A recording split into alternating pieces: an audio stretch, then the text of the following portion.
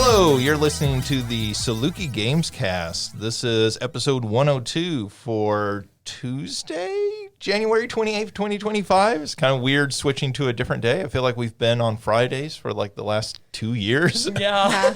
But anyways, we'll probably be switching the day to Tuesdays for the foreseeable future. My name is Justin Young. Joining me, as always, are Alicia Utecht. Hey, Alicia.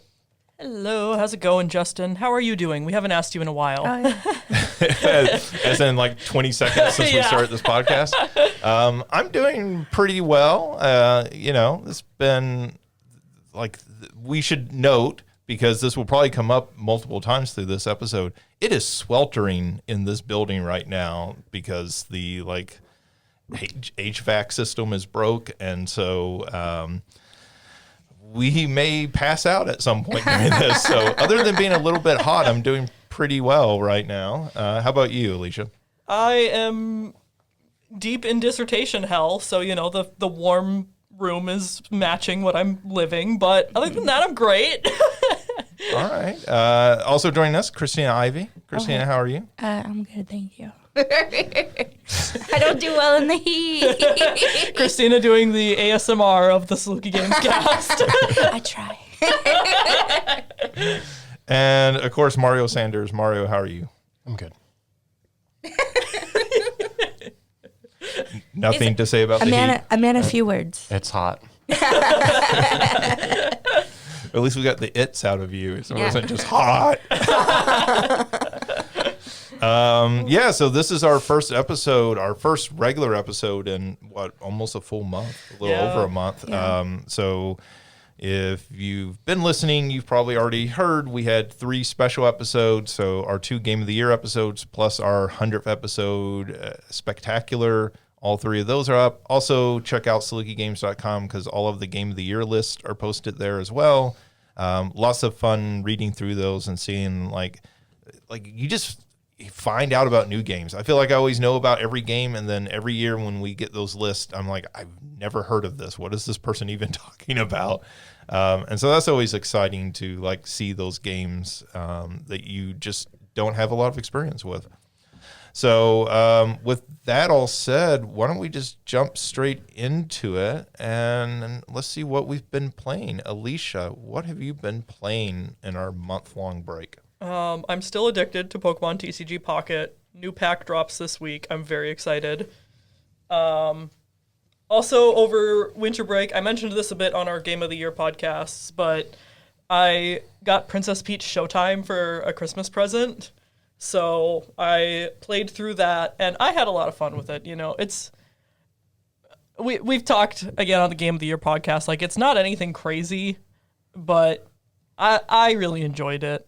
But other than those 2, I've not been playing a lot of games. Like I said, I'm in dissertation hell, so really putting my head down. But I've been watching a decent amount. The Runaway guys are finally back posting, so I've been watching their Super Mario Wonder playthrough, and that's making me want to go play that again. I've also been watching, there's a Twitch streamer and YouTube called I always am tempted to pronounce it Pika Spray, and I think it's not. I think it's Pikaspray. But he... Pika Spray. No, I'm sorry. It went in my head. That's what Pikachu does when he goes into heat. Oh, God. Pika sprays. Oh, no. No. I'm sorry, Alicia. No. No. Oh, man, you ruined the carpet again, Pikachu. It's a bad Pika. You're going to have to go outside with Bulbasaur. Sorry. I apologize. No, you don't. You're not sorry. I'm a little. Neither of you are sorry. Anyways, I've been watching his Stardew Valley playthrough, and that's a couple years old, but I've also, over the past 2 months, has done his first playthrough of the original Spyro trilogy, so that's been a lot of fun to go and watch. My favorite YouTuber, Rowan Mithril, did playthroughs of Spyro 1 and Spyro 2, but those were like 6 years ago, and he still hasn't done Spyro 3. So when Christian is the YouTuber's name, so I've just gotten used to calling him Christian.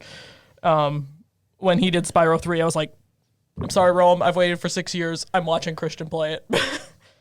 But yeah, that's been nothing like brand new, just very much like revisiting content that I already know, because I'm trying not to let anything new get its grimy little fingers on me while I'm trying to be in dissertation hell. So I got a question about Princess Peach. So I played that demo, which like we've talked about. Like I think the demo's like pretty good. I don't think it's like fantastic, but like I think it's pretty good. One of the concerns I had playing the demo is like particularly like the levels where you're doing the like baking stuff, the kitchen stuff, felt very overly simplistic. That those versus some of the other stages where, you know, you're like kind of going through and like play out more like a traditional platformer or action game. Does that ever get more complicated or more advanced with the baking levels and that stuff? The baking levels, no. Okay. There is Ice Dancer Peach that's kind of similar, but does get in that it's okay, you know, go through and hit specific buttons rather than like fully platformer, like say like Sword Fighter Peach or something like that. So is that more like a rhythm game? Yeah, Okay. that's a good way to put it. Very light platforming, more rhythm gamey. Yeah, the baking levels aren't my favorite, personally. I definitely agree that those are not the strongest levels. They were like kind of fun for a short diversion. They went on too long in the demo, even for me, and so that's why I just wondered, because I thought that was the weakest part of the game when I played it. Yeah, I think that.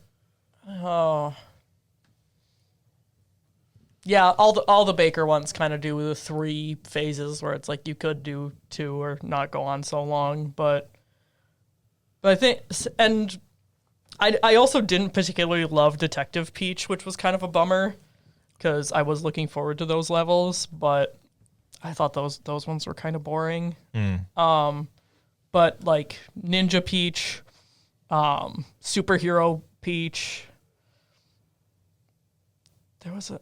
Because the Superhero Peach is like almost like a shooter, like a side-scrolling shooter, right? Because aren't you flying around like blasting things?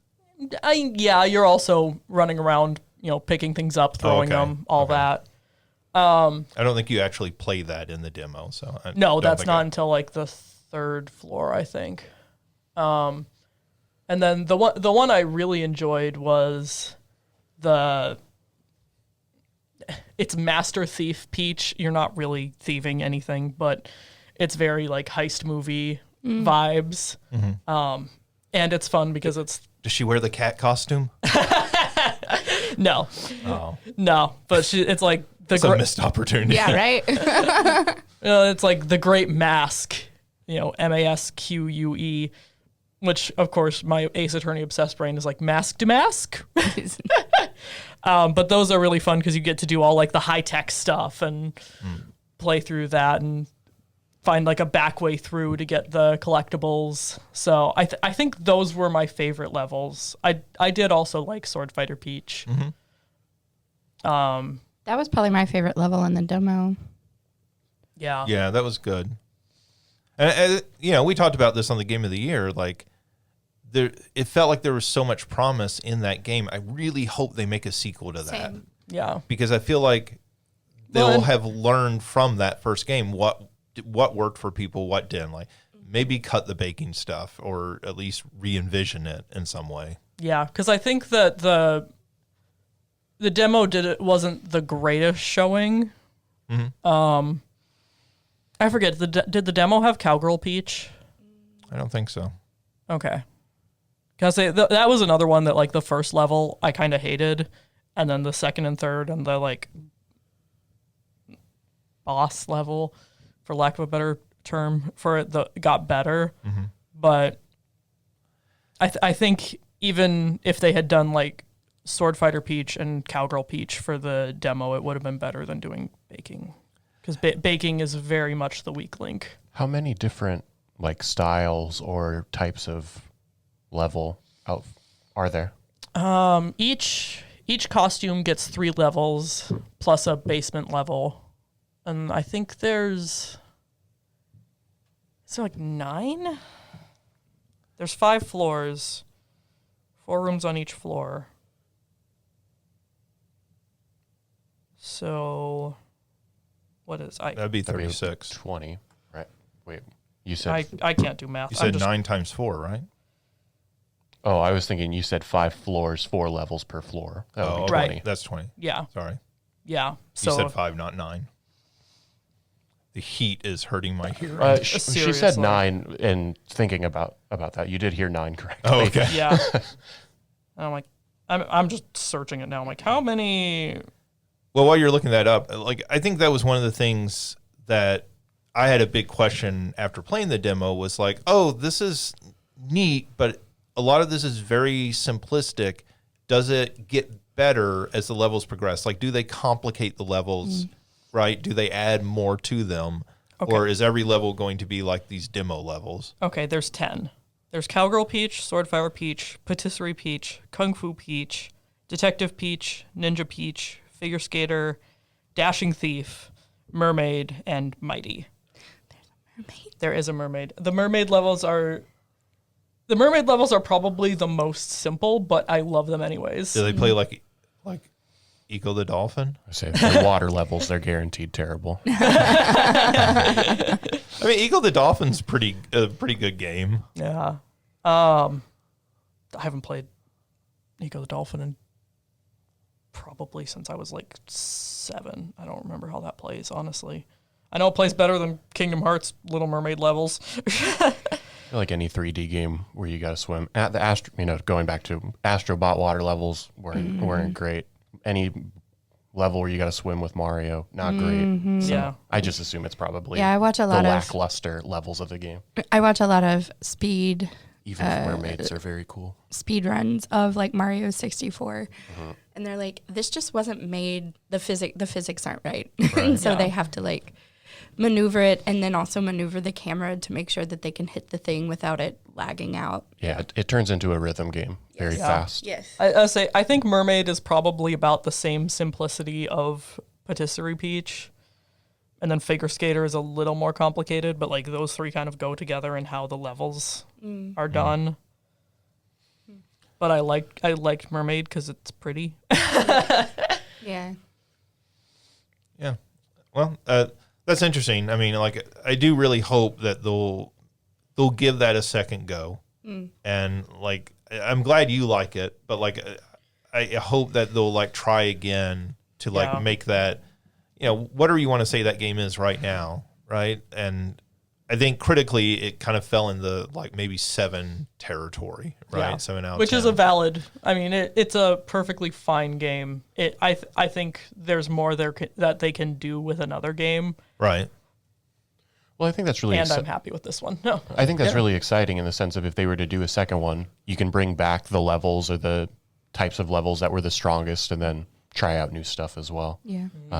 Or even tweak some of the ones that don't work, right? Yeah. Because Sure. sometimes you figure out why they don't work. I was about to say, because it's obvious that like Patisserie Peach is not your favorite, but you liked the Mermaid. So like, what is it about Mermaid? Is it just the aesthetics that are different, right? And I'm not saying that for you to answer, but like figuring out like, okay, if these 3 are the same, people are saying they like this one more than this one. What's the difference? yeah, And the aesthetic of that game is like, to me, one of the big strengths of Agreed. it. Yeah. Like that was one of the things I found incredibly charming. Like the whole, you're walking on a stage and everything, and the backdrops are, 2-dimensional, like cardboard.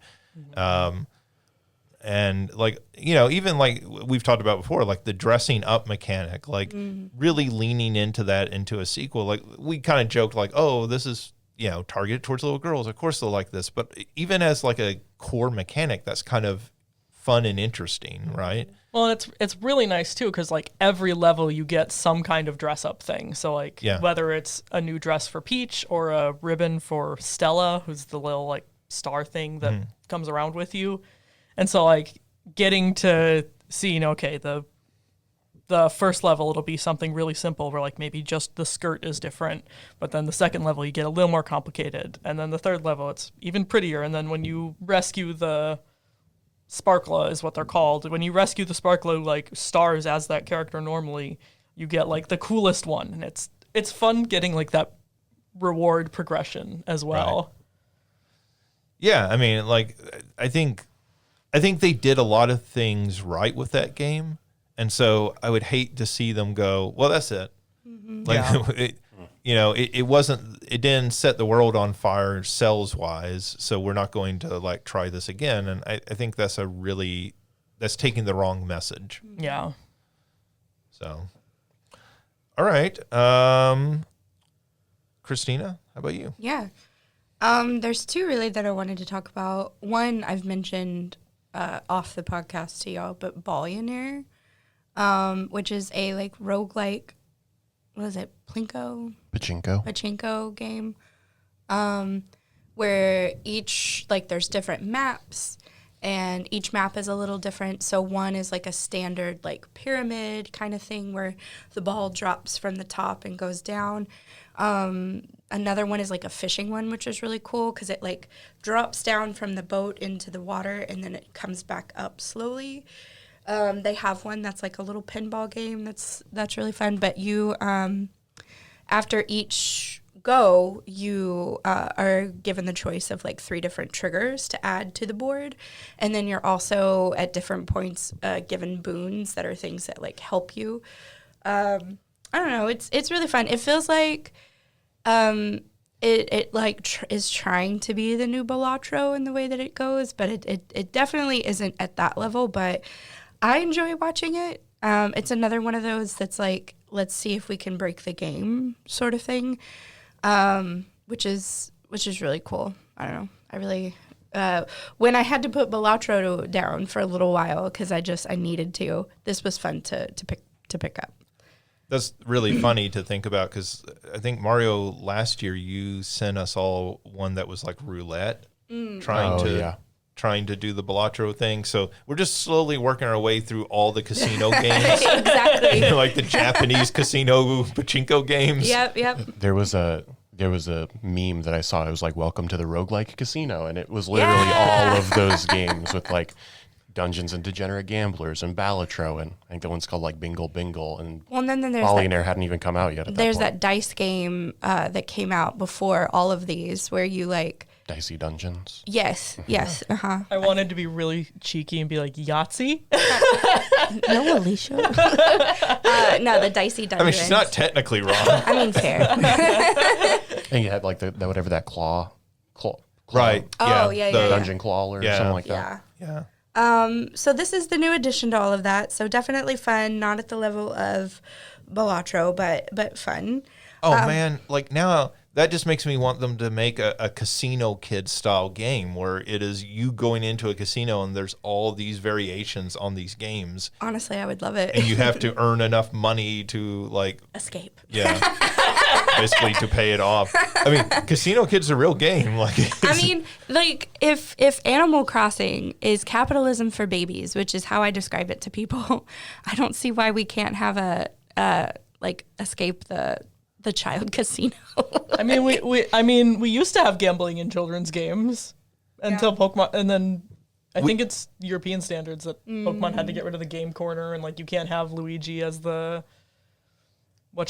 dealing the cards anymore. And I mean, we used to have child casinos. That's what Chuck E. Cheese was. I was about to say, I think of that meme that has like a really like awful Chucky from Chuck E. Cheese, and it's like welcome to Charles E. Cheese Pizza and Child Casino or something. That's how I read it in my head. So for Christmas, my sister, when she was in high school, worked at Chuck E. Cheese. So for Christmas, I got her a shirt that says, it's the Chuck E. Cheese sort of like font and logo, and it says Mechanical Rat, Child Casino, and pizzeria, yeah, something like that. oh man, exactly. So. I mean, that's what Dave & Buster's, too. Like, I used to have a gold card at Dave & Buster's. That's how I got my blender for my first apartment. I mean, I love that though. at least Dave and Buster's can at least has that plausible deniability. Like, no, we have a bar. We're for adults. Yeah. But come on, kids. Yeah, I get drunk and go play the game. I mean, they really are a casino, right? Yeah. Though when I was a kid, I don't know if they do this anymore, but when I was a kid, Showbiz Pizza used to have alcohol, and Chuck E. Cheese did too. You could get I'm sorry, Chuck E. Cheese had alcohol? I actually love that. No, Yeah. Parents, run along, children. Here's some quarters. That's how the bite of 87 happens. So, I mean, Showbiz was Chuck E. Cheese before Chuck E. Cheese, and you'd go in there, and the theater was closed off, from where all the games were, and the games weren't the ball. There was no ball pit. It was all video games back then, and they would serve pitchers of beer to the parents. I mean, you couldn't get mixed drinks. Yeah, I don't remember that, but you could get pitchers of beer. Huh. Yeah. I learned something new. I get to go back to bed. Please wait. I know it's hot enough to pass out, but could you hold on?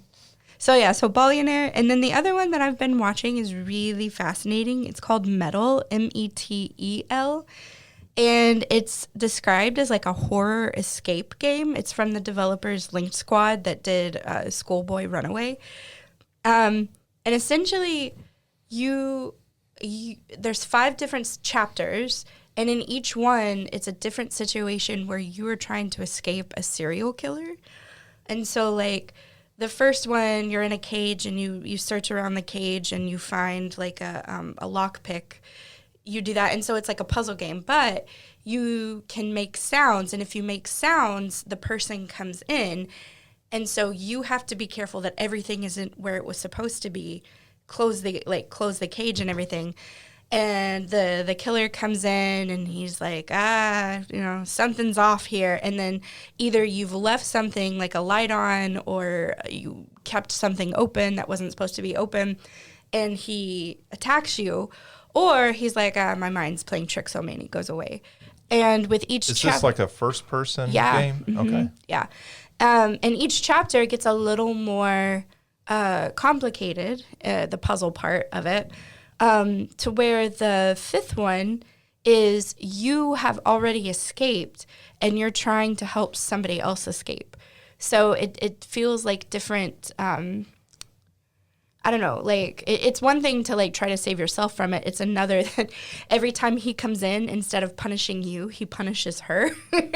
and so there's a weird... I don't know. I really liked it. It's interesting, and it also is set up to where there's a couple of the chapters where if you've done something extra in it and had an extra item, so for a key for example, then you can help somebody else escape as you're leaving. Otherwise, you just you're in a tunnel and you pass by this door with a lock, and you can hear someone on the other side beating and being help me, try to get me out. But if you don't have the key, you can't get them out. So you have to pass them and just leave. That's pretty brutal. Yeah, I mean, again, this is my kind of game. I don't know. It's but so yeah, it's definitely horror escape, but also puzzle, if you like those kinds of games. Yeah, I like it. It sounds really interesting. It kind of reminds me of those. Well, they started as phone games. The Room.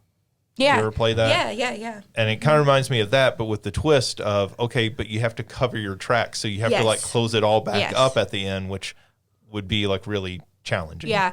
There's one level, I want to say it's chapter 4, that there's a dog there.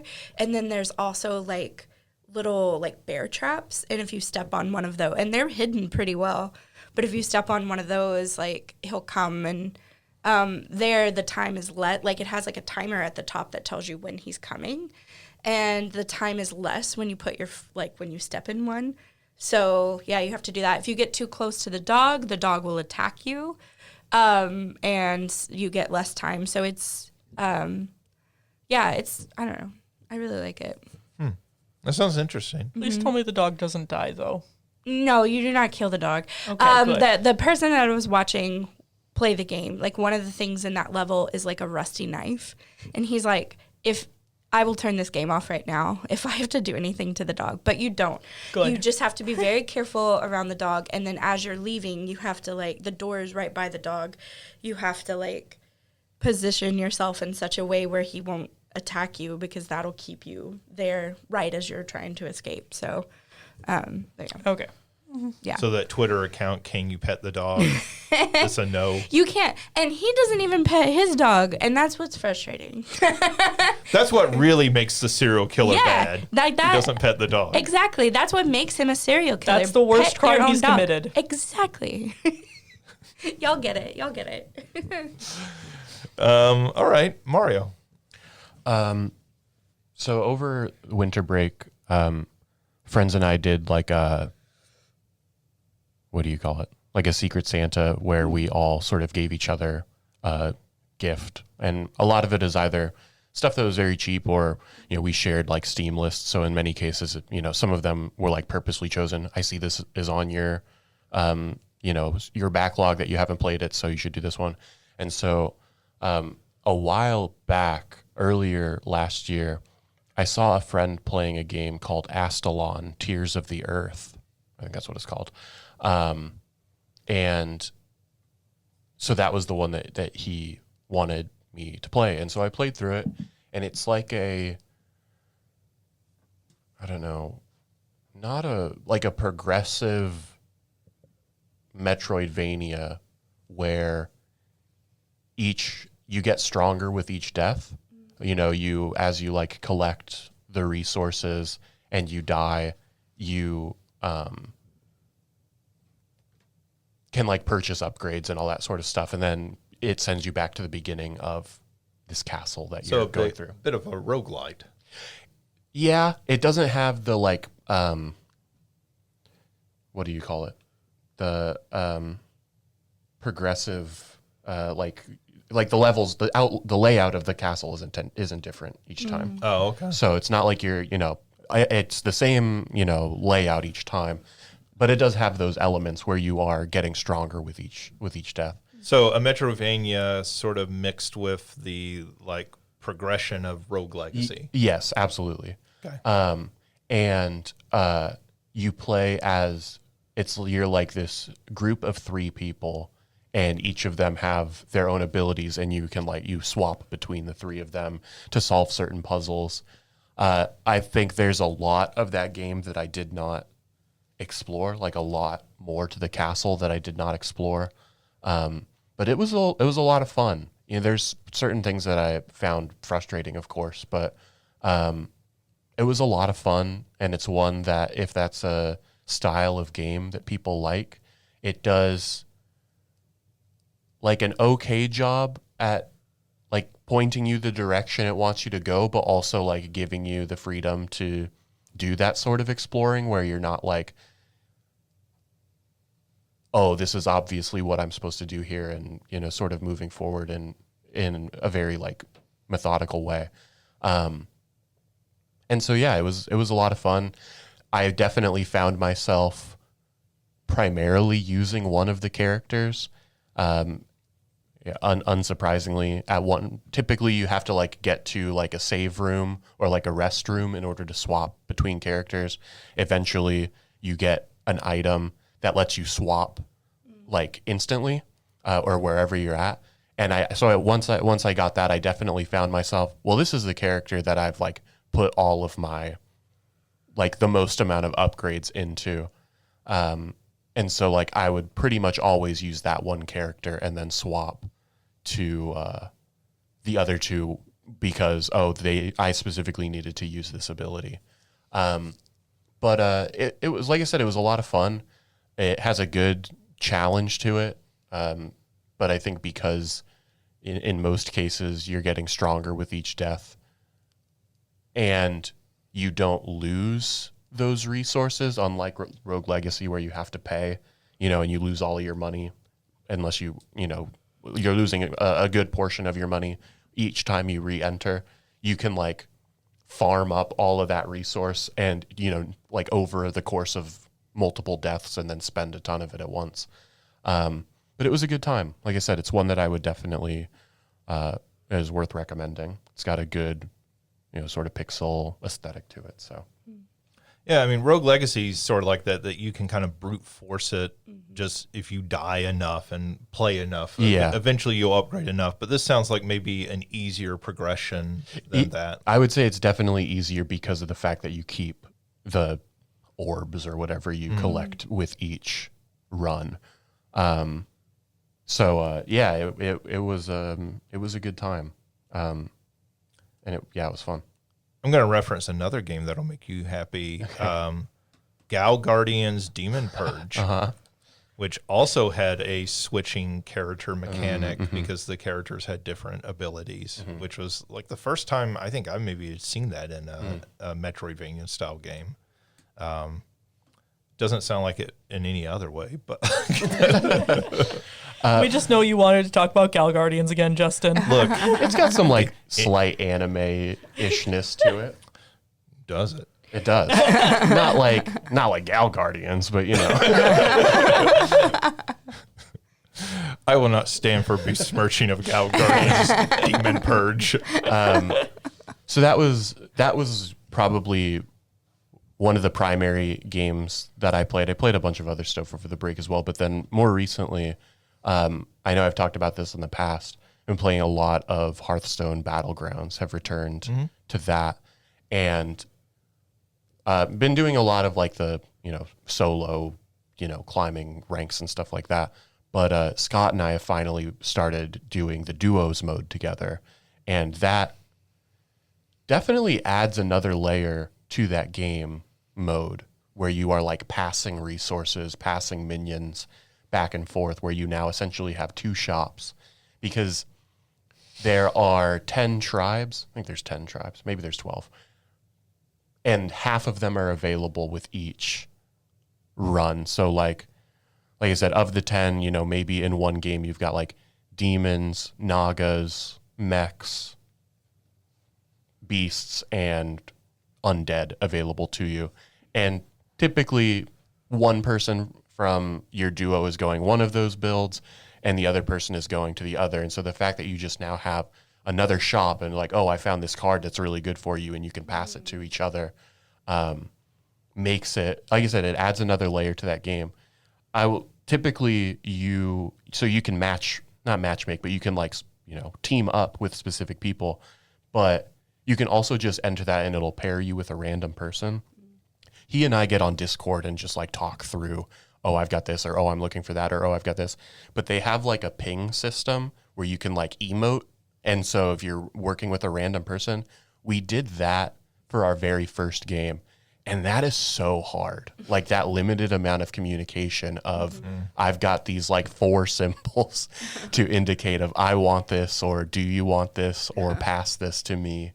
But yeah, those are the two things. It's primarily been Hearthstone over the last really like week and a half. All right, cool. I have something I think I'll wait and talk about it in the news because it directly relates to a news item. And so it might fit a little better contextually there. Other than that, like listen to the Game of the Year podcast if you haven't, because there's several games in there that I talk about that I played over Christmas break preparing for the Game of the Year. So let's jump right on into the news. And by far the biggest news that has happened since we last did a regular podcast episode is the Switch 2 has been officially announced. It's been officially announced as the Switch 2. There was some doubt if that would be the name or not, but Nintendo came out, they put out a 2-minute trailer that officially announced the Switch 2, showed off the new hardware. I have a few notes here about different things related to it. So it does have a larger screen. They, in that trailer, show it side by side with the original Switch, not the OLED model. And it is pretty dramatic right next to each other. It looks much more equivalent to, say, the Steam Deck. When you look at it in that image.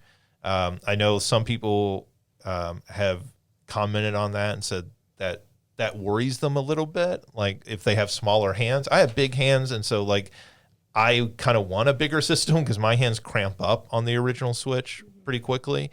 But I could see somebody with smaller hands, especially like a child, right? Like having a lot of trouble with it being bigger. So I think that'll be something to watch with it there.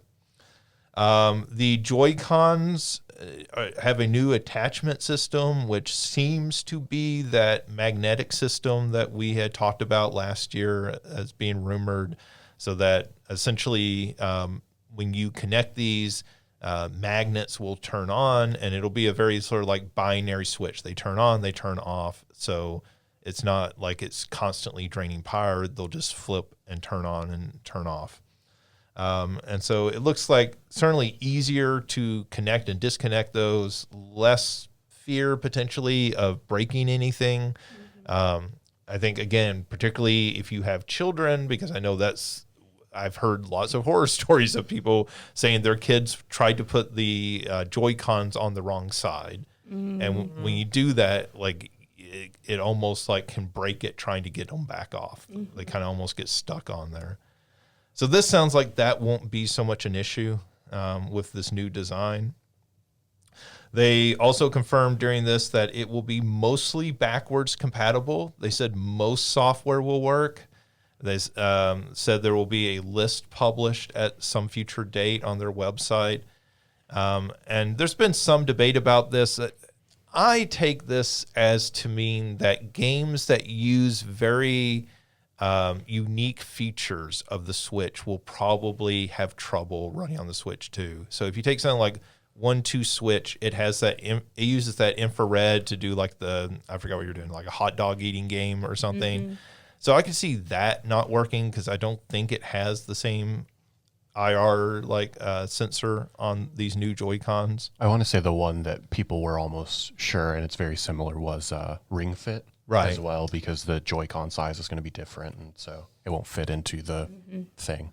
Yeah. Plus, that's calibrated to work with that, with the size and the weight and everything. So you could imagine, like, you'd almost have to repatch the game to get it to work with it, even if the Ring actually worked.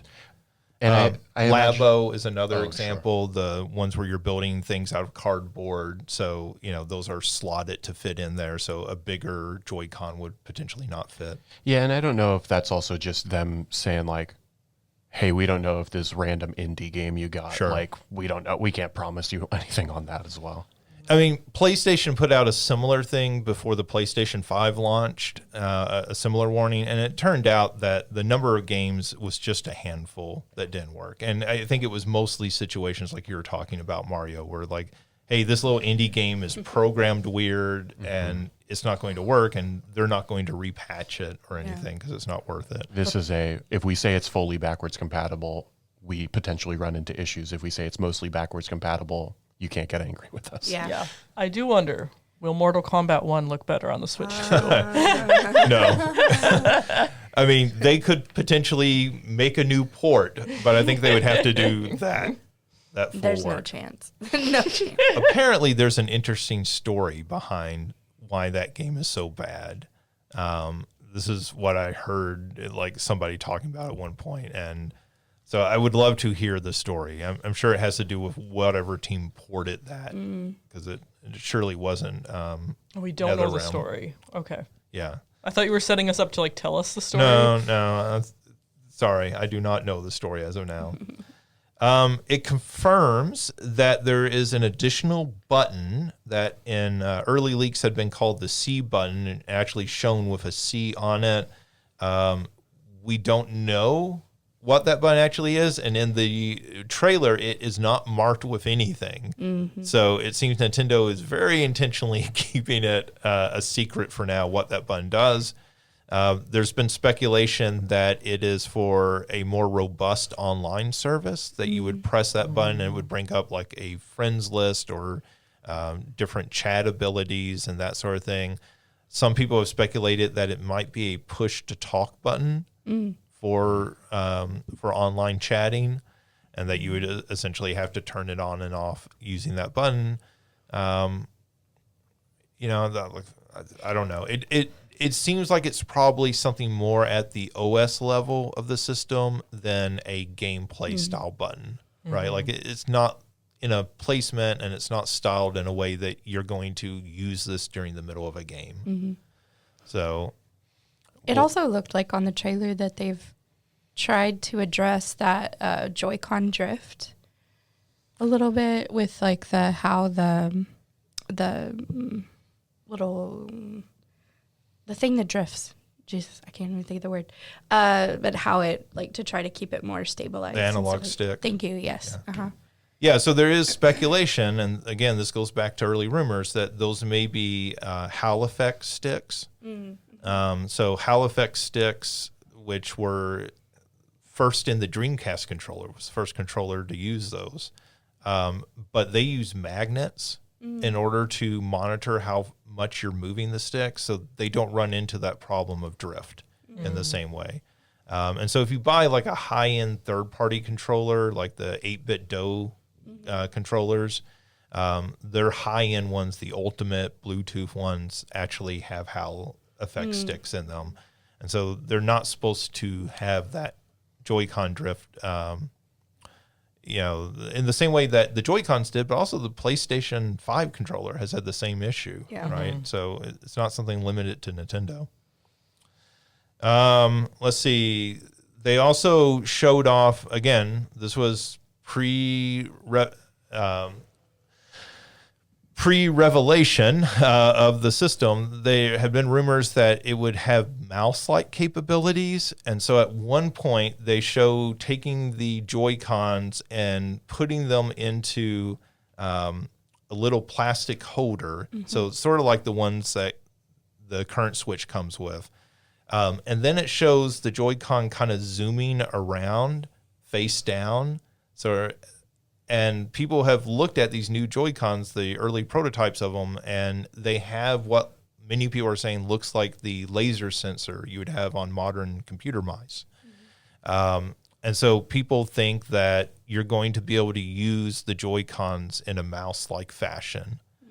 So you'd be able to put it down on a table or desk, coffee table or something, and use it as essentially a mouse in game.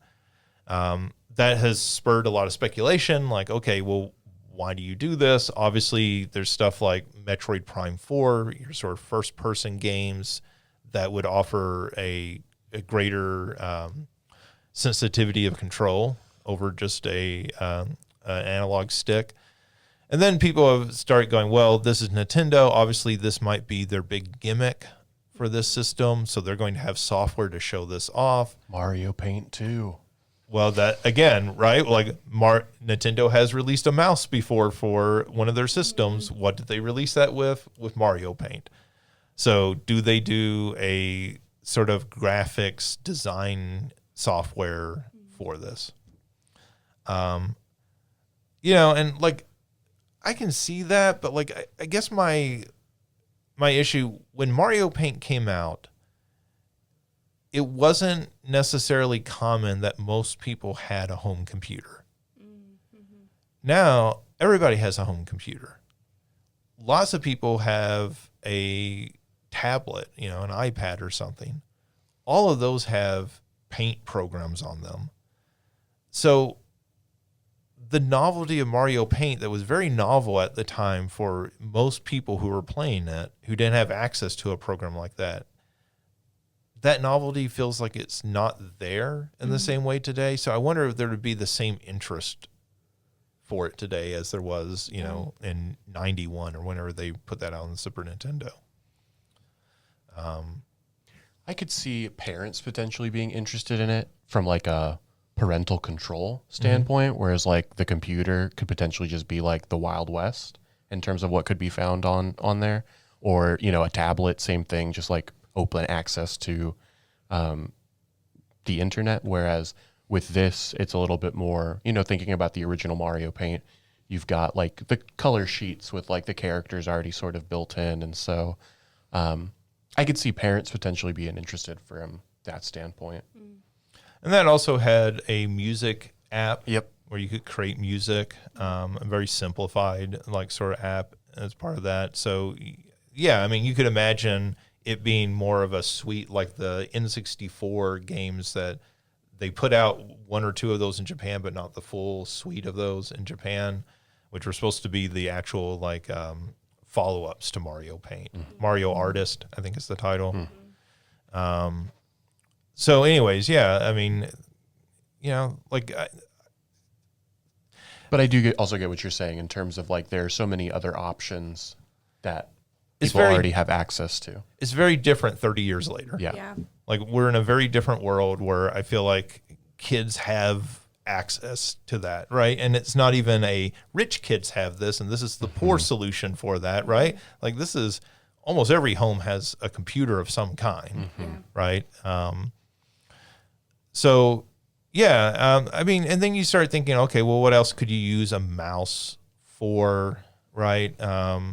One of the rumored titles coming out for this has been one of the rumored titles in development for this is the new flight simulator, Microsoft Flight Simulator 2024. So you start thinking, well, okay, if you're going to start porting those sorts of PC games, you could imagine RTS games, real-time strategy games, like coming to this. I also just think about a lot of like those point and click adventure, even those like Sure. old games Yeah. that using a controller is really kind of cumbersome to do. Like, or even just like the, you know, I know I've talked about like 999 and VLR, those types of, like those visual novels where you're still like clicking on things. I'm sure the Ace Attorney games are gonna say. similar, Yeah. like where you're using the control stick to control like a cursor. It's just, like I said, it's fine, but it's a little annoying. I also to do. wonder if they did like a Mario Maker again, Right. if like a yeah. mouse might be Probably a lot useful easier. for that. Yeah. Yeah. Yeah. Yeah, Mario Maker makes a whole lot of sense, I think, with it. I think I think like when you mention the Ace Attorney games, it's not just those, but it's a whole lot of sort of games that have traditionally had a touch screen interface, a whole lot Yeah. of DS, 3DS games where when you translate that to a control stick, it's so sluggish. Yeah. I would say even just I'm thinking of like seeing people play Brilliant Diamond and Shining Pearl and how on the DS the Poketch was the bottom screen and you clicked to rotate through versus doing it on the Switch was just like cumbersome and annoying as all get out. Yeah, so you can imagine that control adding an additional function, right? Like that would make that easier. You know, the only issue with that is obviously you would think you would have to program it that the game would still work without that function. Yeah. Because when people are, In handheld mode. in handheld mode, or if they release a Switch 2 Lite, Oh, that's only handheld? right? Yeah. Or the Joy-Cons are attached, right? Right, because that was a problem with the original Lite. Some games would not work for the Switch Lite because they did not have detachable Joy-Cons. Yeah, it's one of those things that like I hope this isn't whatever the primary gimmick is, but I think as like an additional feature, as like an add-on, I think it would potentially is really great. But if they're like designing things specifically for that, you potentially run into similar problems that you ran in with the DS, right? 20 years from now, oh, how the hell do we port whatever future game is about to come out because we don't have this mouse technology? Right. The other one that I thought about was ARMS too. Like you start thinking of the more precise control that Yeah. gives you. So anyways, you know, like I will say that feels very Nintendo gimmicky, but also like I'm going to give them the benefit of the doubt that I think they could actually do some neat stuff with that. Yeah. Agreed. Let's see. The other thing is that they showed off, they didn't show off any software as part of this. That's all going to come at a later date, except they did show some footage of what looks like what must be a new Mario Kart game. And there's been speculation, like, it's very quick. It's like, 15 seconds of footage of this new Mario Kart game. But people have picked it apart and they've noticed that Donkey Kong has a new design, that it shows starting position slots for, I believe, 24 different cars. So the speculation is that you could have 24 cars online racing in the same race. And certainly one of the things that I think very noticeable is the tracks are incredibly wide. Yeah. So that starts to make a whole lot more sense. If you have 24 cars, you would need wider tracks. Some people have speculated that this might be a more sort of open world style Mario Kart game. So maybe it would be something akin to like a Burnout Paradise, where it's just one big world and you like are assigned a start and an end to the race, and you can get there however you want. That, or I was thinking even like a Crash Team Racing, where you kind of have like a hub world that takes you to different races and challenges and stuff Diddy like Kong, that. kind of? Diddy Kong did that Yeah. too. Yeah. So, they need some gimmick, I think. I mean, it's Mario Kart, it'll sell regardless. For sure. But, I mean, they've kind of run into the same problem, I think, that Smash Brothers has run into. You did Smash Brothers Ultimate. Where do we go from here? Yeah. Right. Like, are you going to just re-release that game with more characters and more stages? Because I think you need to do a more sort of ground-up reimagining of sorts. And I understand you don't want to get too far because both of those games sell, 30 to 40 million copies. But I do think Mario Kart needs a change, because I'm actually really happy with Mario Kart 8 Deluxe right now. Same. Mm-hmm. And it's hard for me to be motivated for a new Mario Kart because I just don't know what you do. That was a big surprise for me when that was what they were releasing with it, because I thought the same thing. I was like, Deluxe checked a lot of my boxes. Yeah. Like the way that it was upgraded from the Wii U one. Right. I was like, yeah, they fixed everything I was worried about. This is a great game. Plus, that game has like 100 tracks in it now. Yes, Yeah. because they kept adding to it. Right. Yeah. And yeah, I mean, I think the obvious reason they do that is that game sold over 40 million copies. Yeah. And it was released early in the lifespan of the Switch, and it just kept selling. Yep. Right. And so I think it makes a lot of sense when you think of it from that perspective. And then you start thinking, okay, well, they're going to try to get all their like long-term sellers out in this first year or two, right? Yeah. So like almost certainly there'll be a new Animal Crossing game. Yep. There'll be a new Mario or something. Yeah. So anyways, April 2nd, there will be a Nintendo Direct where they will talk more about it. Theoretically, that's when we will get a release date, a price, and a rundown of the launch software, and actually get to see these games and, a title attached to whatever this new Mario Kart is called. Is it going to be called Mario Kart 9 or Ultimate. So, we've talked about the Switch 2 already. Now that you've seen it, how do you feel? Yeah, I think that it looks neat.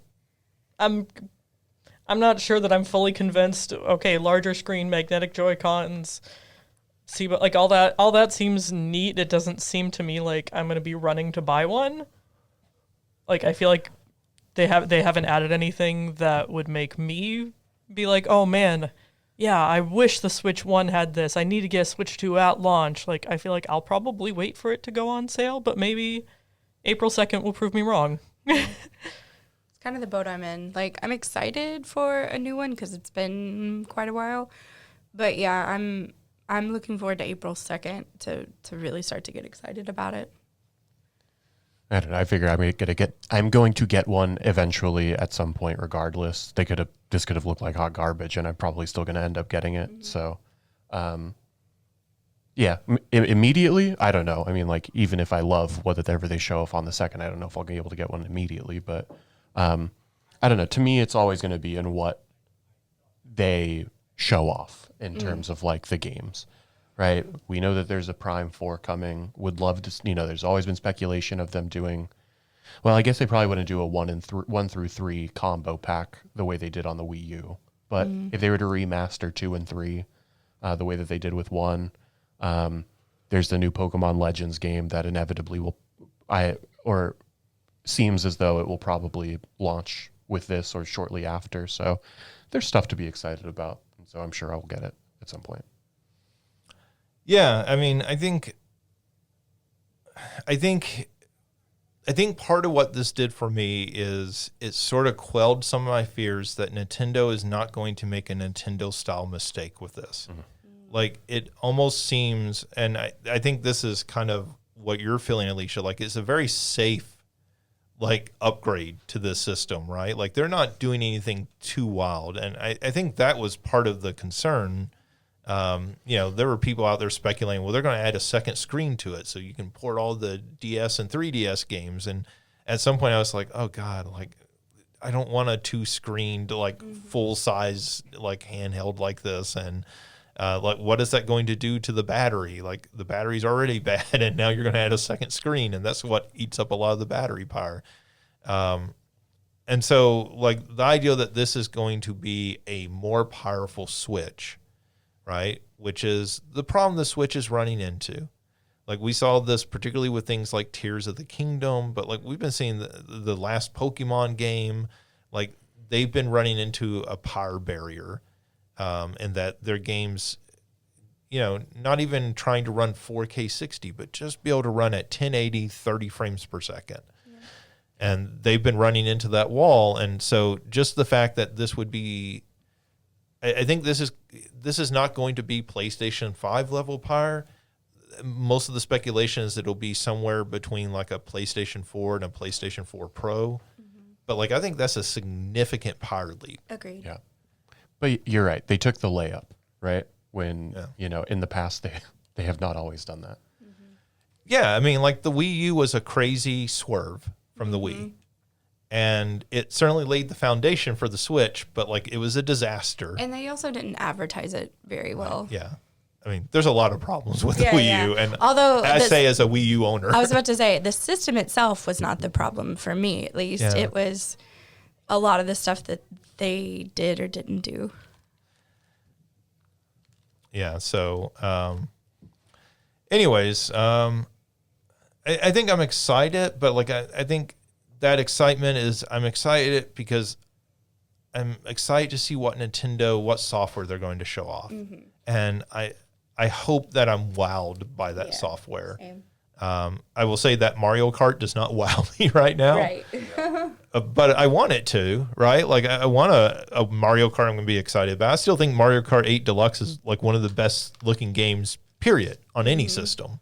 Like, I think the style of it and the colorfulness of it and everything, I think that game just pops when you show it to people in a way that even some like more graphically impressive games don't. So I'm excited to see what they have to show for that. I think there's been some speculation about software that will come with this. Obviously they show this new Mario Kart game, so we expect we're getting that probably in the launch window. So let's say by Christmas of this year, we'll get that new Mario Kart. There's also speculation that the Mario team, the 3D Mario team, has not put out anything since Bowser's Fury. So that's been a few years, so they should have something new to go with this. Obviously, Metroid Prime 4, people think that there might be an upgraded version of that. So it might be like their their like cross-launch game in the way that they did with Zelda on the Switch and Wii U. And then, you start thinking, so I heard somebody talking about this, and I thought this was really interesting, that Nintendo's internal development teams have not released a game since Super Mario Wonder. So over the last year, all the games that have been put out have been games that they farmed to like external development teams, but the like internal core Nintendo teams have not put out a game since Mario Wonder came out. And when you think about that, okay, well, what are they doing? Obviously, they're working on software for the Switch too. Yeah. So it seems like it might be they're trying not to make that mistake that Nintendo used to always make, where they would release and they'd have that big system seller and then there'd be this huge drought.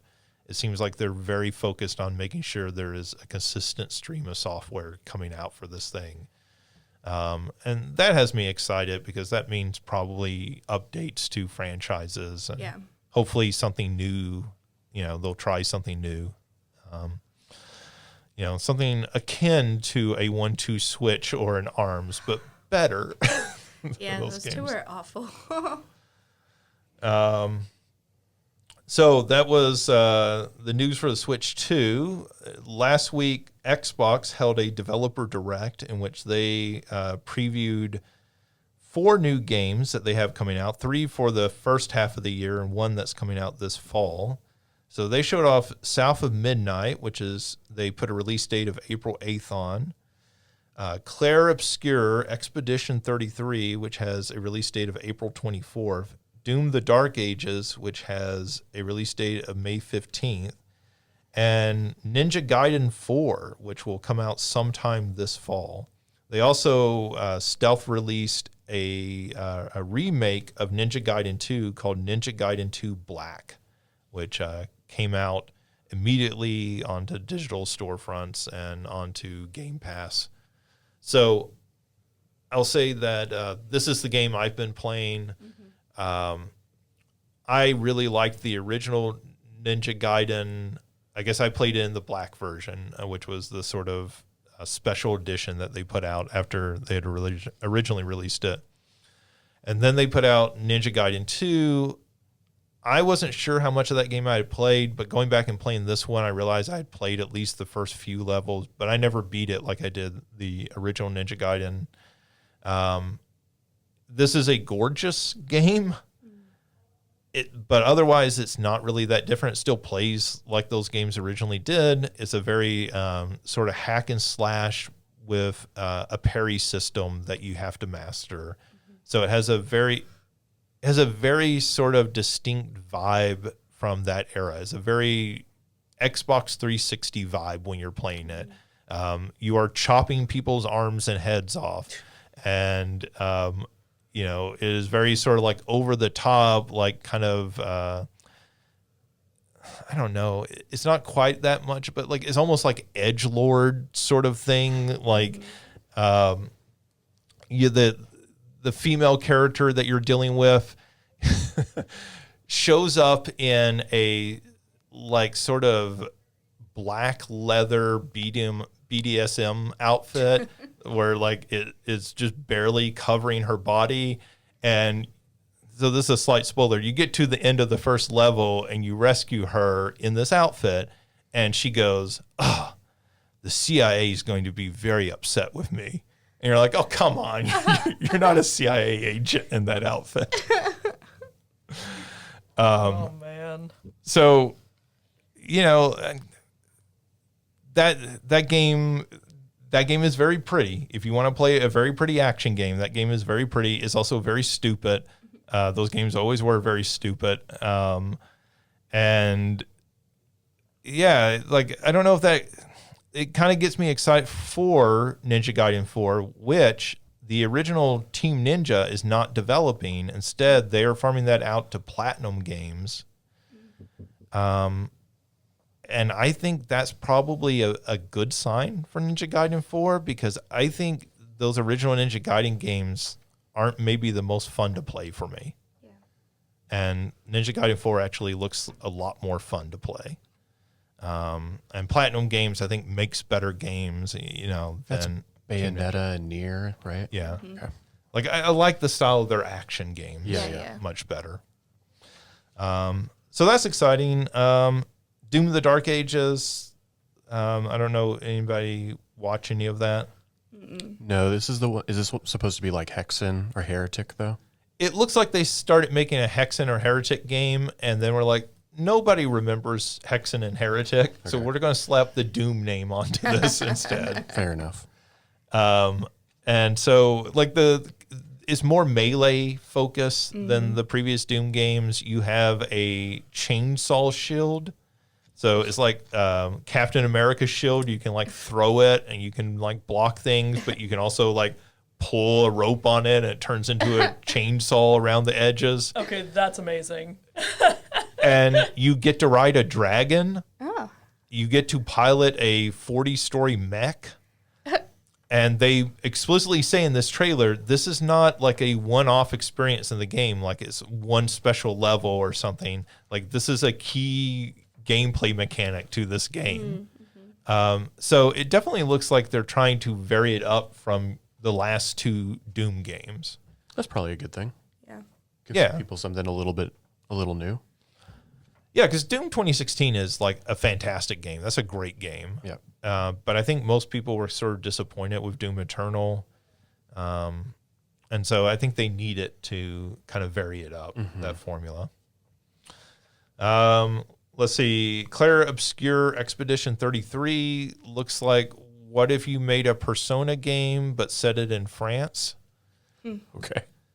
And it is a Japanese-style RPG with a very heavy French influence to it and the design and everything. It looks really interesting in that like sort of bizarre way, right? Like if you ever watch like French cartoons when you were a kid or something, and sometimes they're like really weird. It looks like it has some of that, right? In the same sort of fun way that sometimes Japanese role-playing games get real weird. This looks like it's taking obviously another culture and using that weirdness in it. So that looks exciting to kind of play around with. And then South of Midnight is that sort of supernatural action game set in the Bayou, Louisiana, that they showed off in this some of the boss fights, which one of them was like you fighting a 50-foot alligator. That looked really, really cool in the footage. That whole game looks really cool, honestly. It looks like it has a very unique look and style to it, right? Which is something we've complained about. Like a lot of games look alike nowadays, and that game does not look like other games. All right, so that does it for the Developer Direct. Let's see. Final Fantasy VII Rebirth has released onto PC stores, including Steam. And on Steam, it hit the most concurrent Steam players for any single-player Final Fantasy game ever. We note single-player because Final Fantasy XIV has had more players, but for any single-player game, so obviously this is outstripping Final Fantasy 16, and some of these other games have been ported over the original remake. We talked about this in our kind of like private chat that this is obviously like a very positive sign for the Final Fantasy series, which seems like it's been struggling of late. We've talked a lot about that remake sales-wise was a pretty big disappointment, like sold 3.5 million copies or something. But part of that had to do with it being exclusive to PlayStation. Yeah. And so this is Square following through on what they said. Hey, we're going to make our games not exclusives anymore. We need to put our games as many places as possible. So you could extrapolate, I think, from this that the third entry in this remake series of Final Fantasy VII will almost certainly, if it doesn't launch everywhere on day one, that those ports will come much quicker. Yeah, because it came out at like the end of February last year. End of January, I think. It was very early in the year. I'll say it was early. It's been a year. I thought it was exclusive for a year, and then I was thinking end of February because I want to say it was like close to the leap year day or something like that. But I knew it was early in the year, so it was about a year. But yeah, I mean, 3 months, 6 months would also make sense. But I imagine it's one of those things you probably.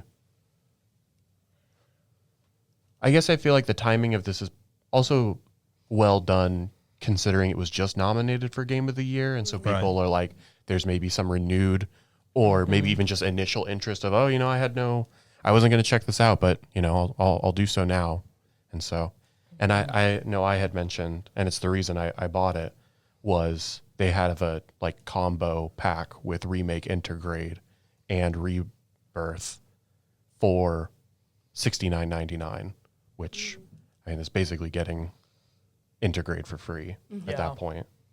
So it's they're doing well in terms of like trying to get it in front of as many faces as possible. And I think that's really smart because when you we've talked about this, that it is the problem of a continuing storyline, right?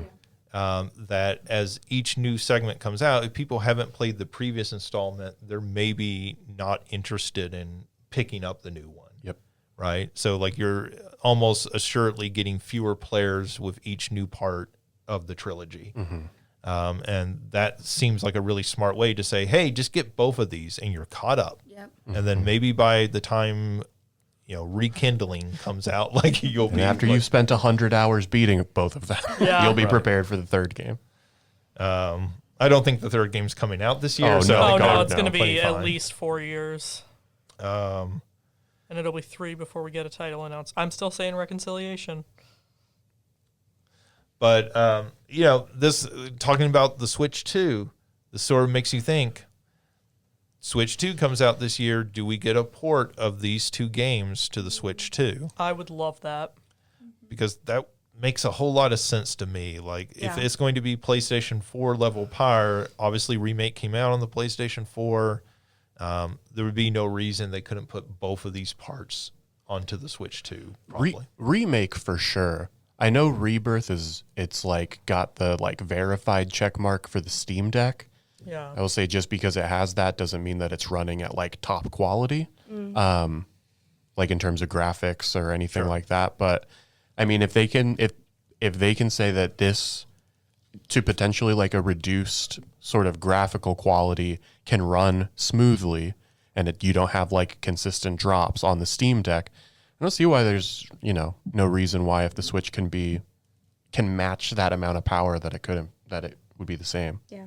That being said, people have to be prepared to have not maybe the same like experience of playing it on a computer or a PlayStation 5. Yeah.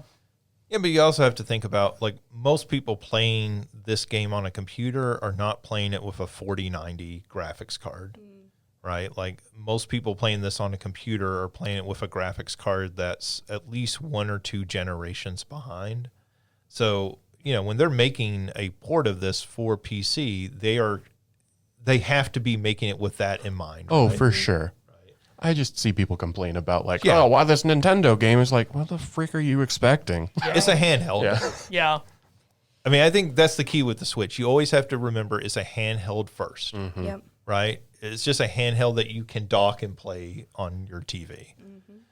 But yeah, so good for Final Fantasy, right? Like good for Square, like that. I mean, those are good games. Like I haven't played Rebirth yet, but I did play Remake, and that's a very good game. And like it was one of those things where it kind of scared you. Like if that's not selling, and that's kind of Square hitting it out of the park, like where is Square in a few years? Yeah. Let's see. Speaking of sales, Balatro has passed 5 million in sales. So, good for Balatro. Shouts out Local Thunk. Let's see. Ubisoft has announced they have laid off 185 employees in Europe. Besides this is generally sucking, seems to be part of Ubisoft trying to sort of restructure their entire company for potentially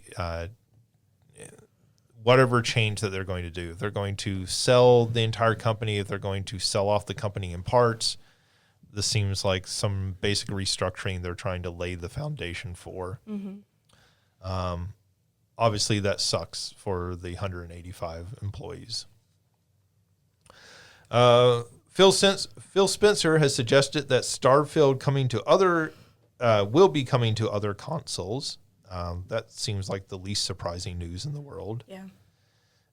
And he also confirmed Switch 2 support, that they will be supporting the Switch 2.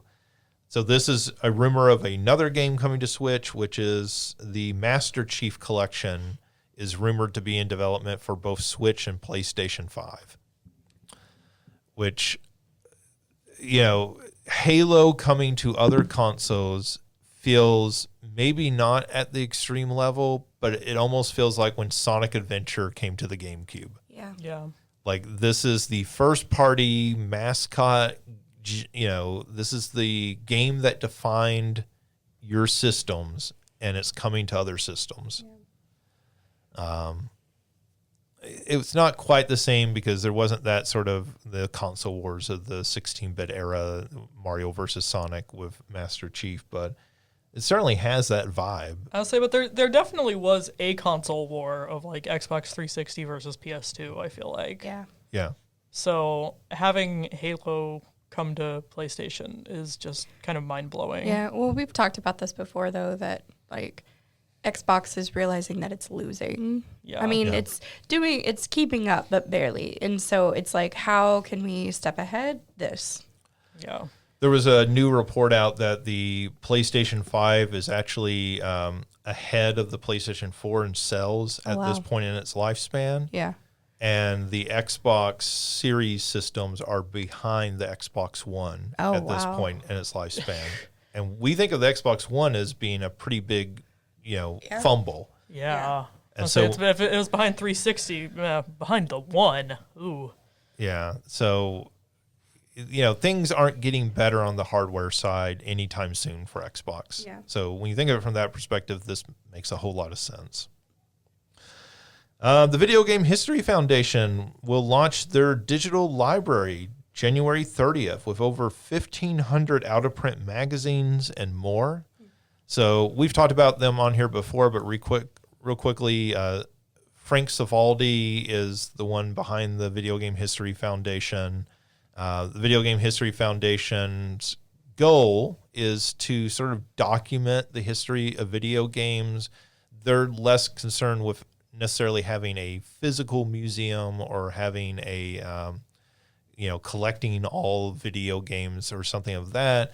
They're looking at a whole lot more of documenting sort of like the paraphernalia around video games. So your video game magazines, press releases, Your player's guides. Yeah, a lot of this sort of material. Yeah. That has often kind of been thrown to the side, right? Yeah.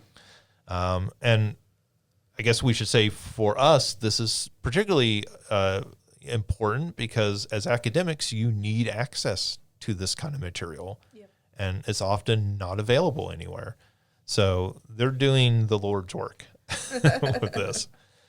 So that's very exciting. And this is obviously them sort of like their beginning stages. They hope to do more going forward.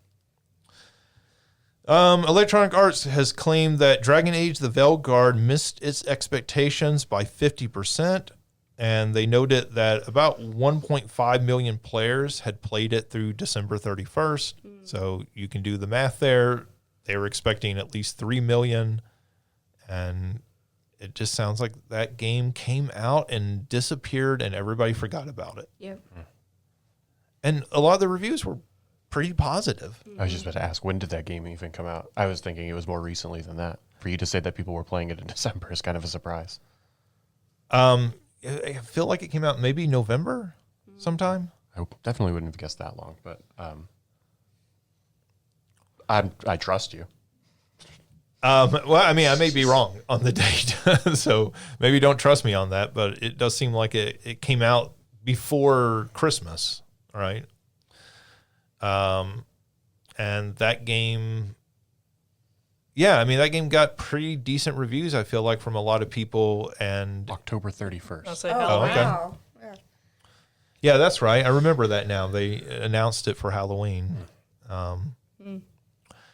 But yeah, anyways, that game is just not performing, which feels like maybe feels like that franchise maybe goes on ice for a while. Like this was their chance to sort of like rekindle it, and it obviously did not work. What is the studio that makes this? It's BioWare, isn't it? Because they've got like one other. They also do Mass Effect. Is that right? Okay. And they do have a new Mass Effect game in development, right?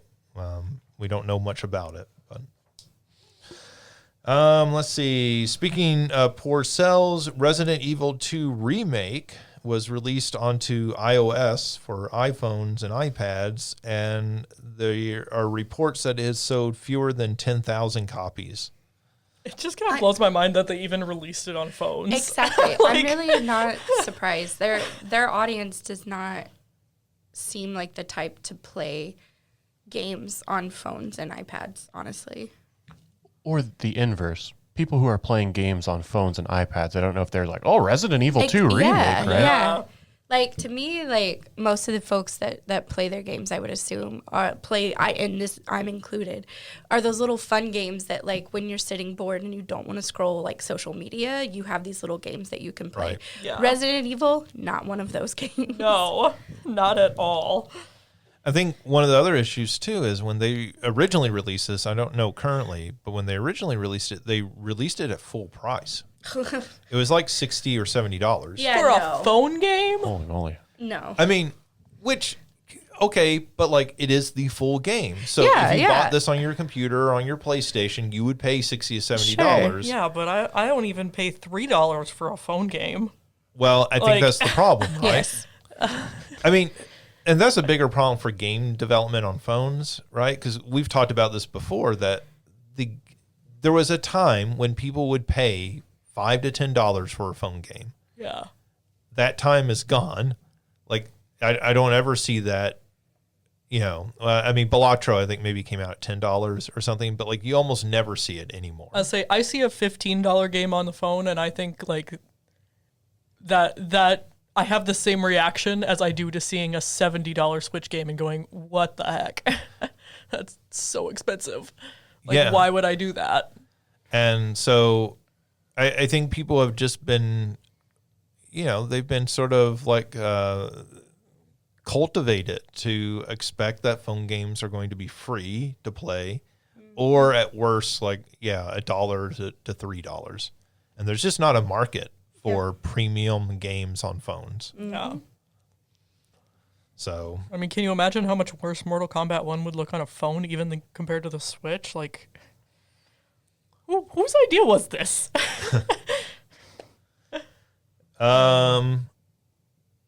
yeah. So, were you looking up that price? No. Okay. I can if you want me No, you grabbed your phone while we were talking about it, so I thought maybe you were. Let's see. Moving along, Sonic the Hedgehog 4, the movie, has been slated for a release date of March 19th, 2027. Woo! So, you know, a little over 2 years after Part 3 came out this past Christmas. Alicia, I know you saw Part 3. Did anybody else here besides me? I did not. I haven't even seen part 2. I fell asleep know. during part 2, so I would have to watch that one again at some point. I mean, part 1, you definitely need it to follow the story. yeah. Yeah. Very. I mean, part 1, I was pleasantly surprised by. Like, I got done with it and was like, this should not be as good as it was. Like, And it continues that trend. is it? 2 is better than it has any right to be. 3 is better than it has any right to be. I still haven't watched the Knuckles show, but Yeah. Yeah, I mean, I've seen all 3 of those films. I think one kind of was surprising because it looked like a disaster, Yeah. right? I mean, right from the first trailer with the crazy looking Sonic. Ugly Sonic. And then, you know, that film came out and I watched it and I was like, hey, that's pretty good for a kid's movie. Yep. Like, it's not great, but it's pretty good. And that's a lot better than I expected. And it's a lot better than a lot of kids' movies. Part 2 came out and I was like, man, that's even better. I'm kind of shocked because I thought that was a fluke and it would only go downhill after Yeah. that first one. And then this third one, I think, is the best of the 3. Wow. And I'm not going to say it's a great movie, but it's a solidly entertaining Yeah. movie. I was gonna say it's still popcorn entertainment, but it's continued to be better and better popcorn Wow. entertainment. That's impressive And- because usually sequels don't do that. And honestly, I think I said this in the group chat when I first saw it. I was like, the places where it does go hard, it goes hard. And I think one of the things that's kind of interesting is like this one more than the other 2 really feels like, hey, we're just going to make a Marvel movie. And it really feels like leaning into that. Like, I think they're sort of taking the characters more seriously than they did in that first film, the sort of like lore more seriously. And it really feels like, hey, how do we broaden the sort of audience for this? Let's make this like a Marvel. Yeah, like it really has that vibe watching it. I mean, not that it's exactly copying that, but it definitely feels way more that way than the first film. Yeah, well, and it's sort of like, I think it was somewhere around Winter Soldier that Marvel was like, we're kind of done trying to catch you up at the beginning of every movie. Like, we're not going to waste time on that. And this is very similar, where it does not waste time catching you up at all. You are straight into it. Mm-hmm.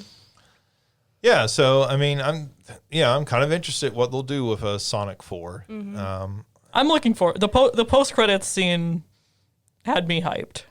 So I just love the fact that Jim Carrey's like, yo, I'm retired, but he keeps coming back to play the Eggman. It makes me very happy. I saw an interview with him, and somebody asked him, like, why did this get you out of retirement? He said, I spent a lot of money. Yeah. It's like, hey, I appreciate the honesty, Jim. Yeah. Well, and he said too now, he's like, I really needed more of like a power nap from acting. I'll still act if there's a good script. So it's exciting that, and I think similar to Marvel, it's very much like, when Anthony Hopkins was Odin, it was like, holy crap, Anthony Hopkins is in a Marvel movie?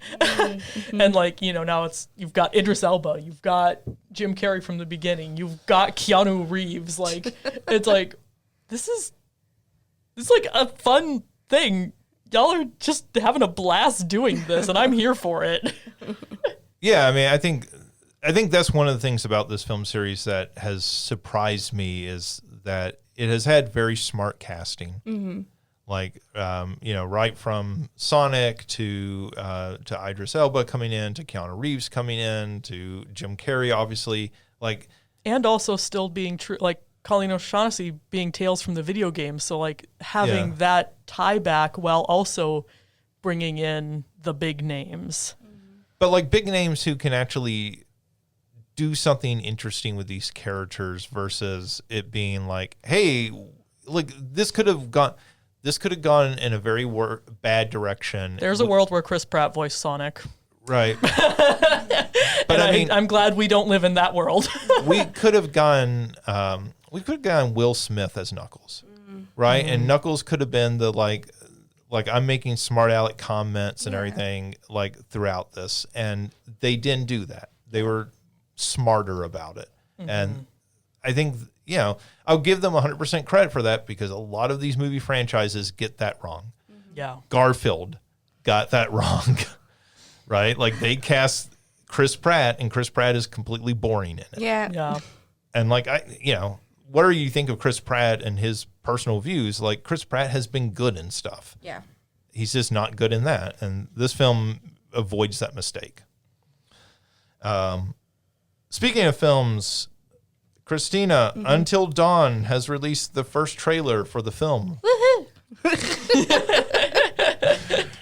It's so interesting because it doesn't follow the game. It's like they take the idea of the game. Because I think I even talked about this. Like, I don't know how they're going to do it based on all of the different endings that you could come up with. So they do this like special time mechanic where when folks die, they're brought back to life. So it's like you're getting the different series of endings all at once. They have to survive until dawn. Yes, That's the premise. And I've seen a lot of critics like who've played the game and elsewhere like critique it and be like, oh, they're gonna make the mistake a lot of video game, when video games go to movies make. I don't know. I'm kind of excited. Like I think this the intersection of fans that this game calls in, it seems like it would bring in people who don't normally play games because it's one of those like narratively driven. So like, and there's not a whole, like the gameplay itself is not complicated. And so I think those fans are probably like, they are horror fans. And so I think they may appreciate the deviation because there's really no way that they would be able to adapt that story and do an ending that everyone is 100% happy with. Like, I like some of the bad ending parts of that because there are some characters that I wanted to punch in the throat. So please kill them, right? I don't know. It looks really interesting. I like this idea of taking the premise of what the game is supposed to be and making that into a film. That's really exciting for me. Yeah, I actually agree with you that I think that's I think it's exciting the way that they have adapted this because Until Dawn is just a Friday the 13th knockoff. Yeah. Like, I mean, that was what was so kind of original. Like, hey, we're going to take a Friday the 13th style slasher film and make it into a video game. And it does that really well. But like, if you translate that back into film, it's just Friday the 13th. Yep. I mean, there's nothing unique or stand out about it. And I think they've taken, you're right, like the gameplay mechanic, right, of these alternate, like sort of timelines, alternate, like sort of endings, and made that the central conceit of the film, which is a lot more interesting. For sure. And it's, like I said, it's interesting in like to attract horror fans into video games, they took like the narratology, right? To attract video game folks to go to horror games, they're taking the lootology, right? Like how it's played. So yeah, I think I'm really excited about it, but I am a really big horror fan. So the fact that this is going to like be something different, and it's this is A24, right? Hold on. I don't know. Because there are two production companies right now that I would say are at the top of the horror game. A24 and Blumhouse. Right. I'm trying to see. Maybe they don't. Maybe it's not A24. I didn't think it was A24. I thought it might be Blumhouse. It might be. Hold on. Yeah, but I think you bring up an interesting point. Like this, when this game or this film comes out, that game is going to be available on PlayStation 5 and PC, right? So, you know, then you start thinking like I don't know, like do you want to put this even more places, right? Like so that's another thing where you go Switch 2, does Sony want to put this out there? And you say, well, no, they wouldn't do that. But like when this film comes out, you kind of want it as many places as possible for people because it's so accessible as a game. Yep. Right? Like it's the sort of game I could recommend to friends who don't really play a lot of video games. Right. Because again, it's like, do you watch movies? Can you work a controller? Yeah. Then you can play this game. Yeah. Let's see. Speaking of Sony, they have canceled live service games in development from Blue Point and Bend Studios. Blue Point is the ones who did the Demon Souls remake at the launch of the PlayStation 5. Bend Studios are the ones who did the what is it? The zombie game. Zombie game, Christina. I was about to say, which one? The motorcycle zombie game. Oh. I can't even think of the name of that game right now. I do know what game you're talking about, but I also don't know the name of it. Yeah. If you Google zombie motorcycle game, I bet that's the first thing that pops up. Resistance? No. What is? I have no idea. Resistance, the shooter for the PlayStation 3? I don't know. That is the last thing I expected to pop up. Days Gone? Days Gone. There you go. Sorry, it has their games out of order. Like that was the first one, and I was like, that does not sound familiar to me at all. No, that was like an alternate World War II history with. Well, that's with also aliens. them. So yeah. Anyways, so that this further fallout, right, from Sony.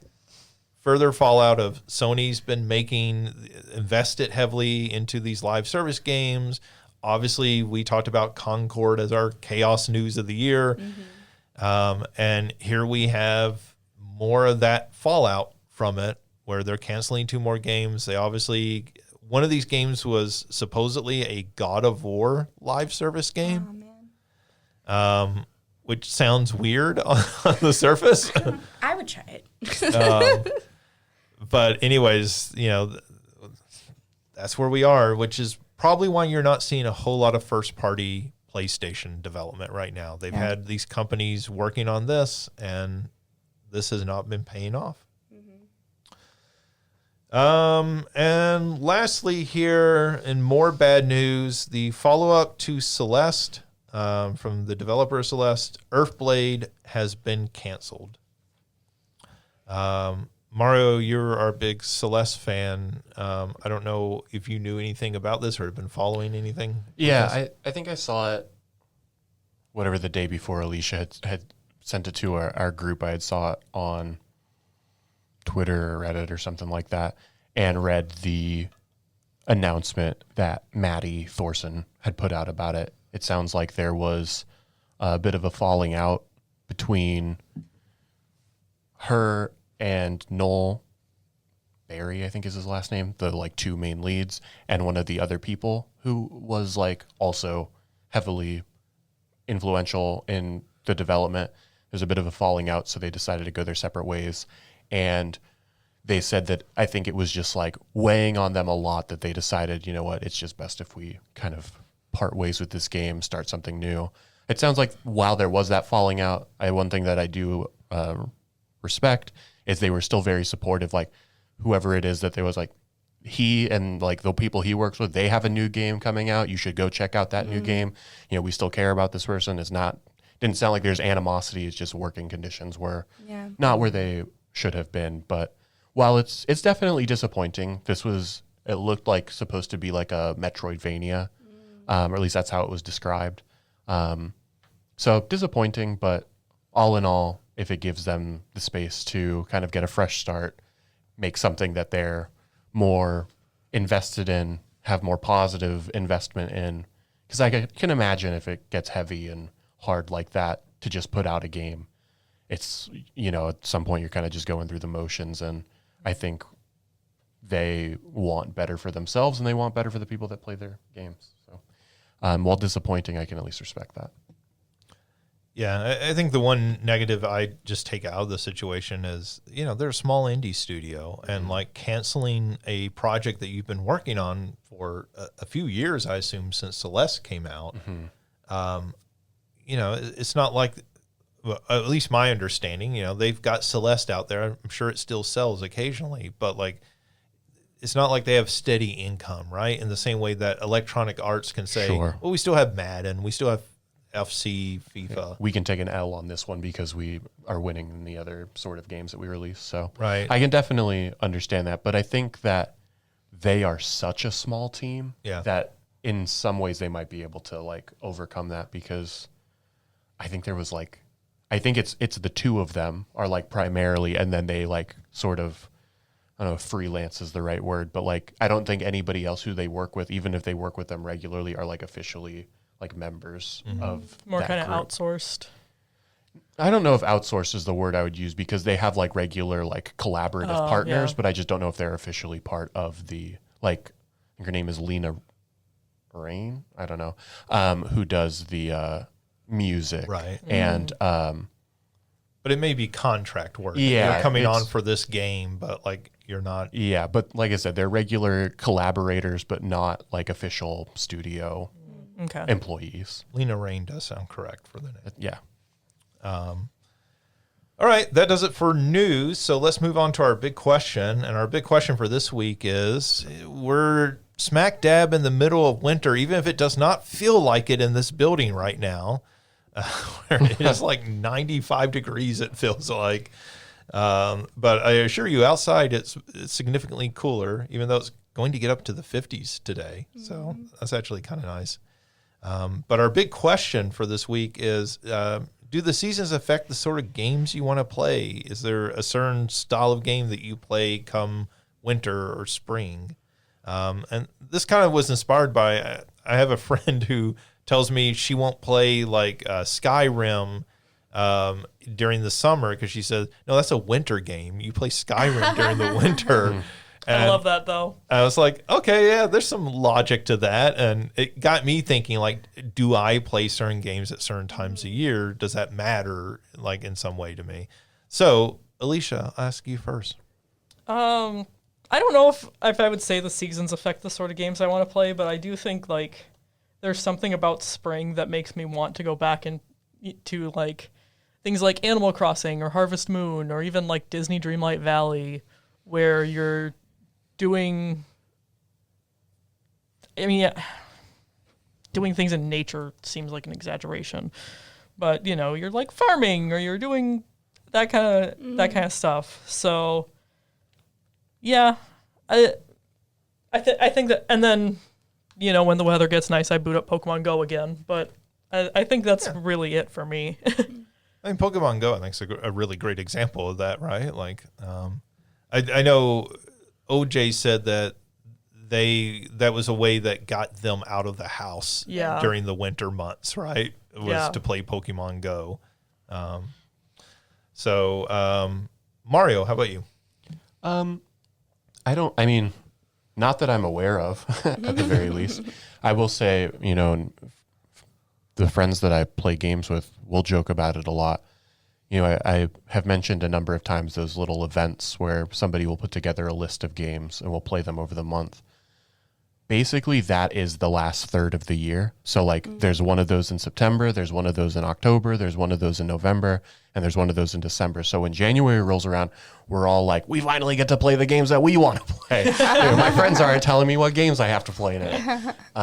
And so part of me is like, it's just like sitting and playing like a Hearthstone, where it's kind of, I'm not like deeply in a story or anything like that.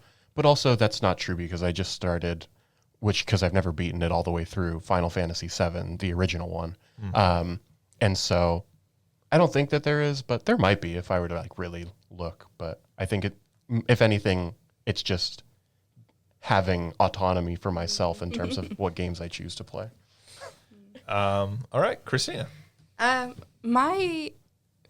The only thing that really impacts it based on like seasons and stuff is how busy I am. Because like in the fall semester, I'm usually really busy with school and need like a break out. Spring, I'm not so much busy with school as much as I am after the fall. I'm like, I need to do things that improve my mental health. So like right now I'm in 2 shows and I just joined a choir. So my nights are basically So for spring and stuff, I usually rely on games that I've either played before and I return to. So I expect me to go back to Star Fox 64 sometime soon. Or I play like very, very simple games that I can beat, or feel like I've gotten my, I feel like I've played enough pretty quickly. It's kind of like what Alicia said about dissertation hell. All right. Yeah, I thought about this, and like probably not in so much the direct way, but I think the way that it definitely does affect me is kind of 2 ways. One is sports. So like whenever we get into the college football playoffs and the NFL playoffs, I want to play a football game.